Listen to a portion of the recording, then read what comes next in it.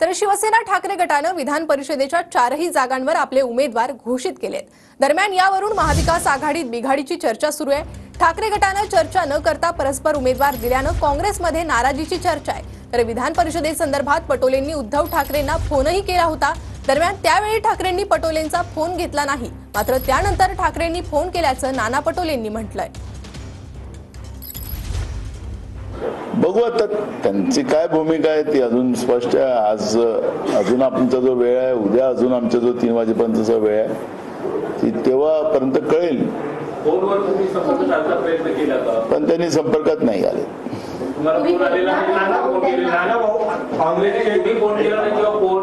नाही? नाही, मी स्वतः सकाळी त्यांच्या मातोश्रीवर फोन लावलेला होता, पण अजूनपर्यंत संपर्क झालेला नाही। पण आदित्य ठाकरे यांना हा प्रश्न विचारल्यानंतर ते म्हणाले की नाना पटोलेंवरती आमचे प्रवक्ते बोलतील। काय कुणाला काय बोलावं तो त्यांचा प्रश्न आहे, पण आता नसीमबाईशी उद्धवजींचं बोलणं झालेलं आहे, त्याच्यामुळे हा प्रश्न निकाली निघेल असं आम्हाला वाटतं।